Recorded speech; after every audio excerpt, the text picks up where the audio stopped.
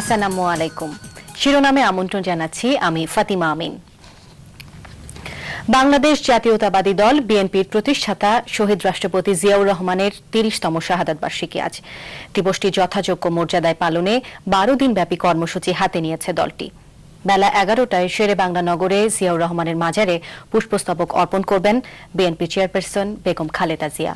বাদ মাগরিব বিএনপির গুলশান কার্যালয়ে দোয়া ও মিলাদ মাহফিলের আয়োজন করা হয়েছে। ৬ দিন মুলতবি থাকার পর আজ ফের বসছে জাতীয় সংসদের অধিবেশন। বিকেল ৫টা ২০ অধিবেশনের কার্যক্রম শুরু হবে। গত ২২ মে বিরোধী জোটের বর্জনের মধ্য দিয়ে শুরু হয় সংসদের নবম অধিবেশন। ২৩ মে তা মুলতবি করা হয়। এই অধিবেশনে মহাজোট সরকারের তৃতীয় বাজেট উপস্থাপন করা হবে। কাল থেকে শুরু হচ্ছে দেশের ৩,০০০-এরও বেশি ইউনিয়ন পরিষদের নির্বাচন। ইউপি নির্বাচনের দ্বিতীয় পর্যায়ের ভোট গ্রহণ চলবে ৫ জুলাই পর্যন্ত।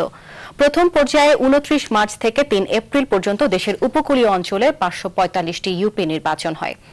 এবার ৩৬ দিনে ৫৭ জেলার ৩,২৮৫ ইউপিতে ভোট গ্রহণ চলবে।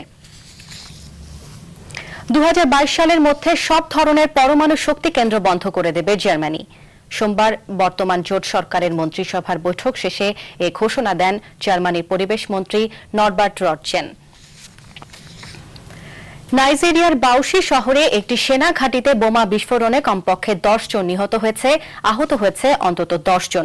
প্রেসিডেন্ট হিসেবে গুডলাক জোনাথন শপথ নেয়ার কয়েক ঘণ্টার মধ্যে এ ঘটনা ঘটল। শিরোনাম এটুকুই। ১২টায় রয়েছে মধ্যাহ্নের খবর, দেখার আমন্ত্রণ রইল।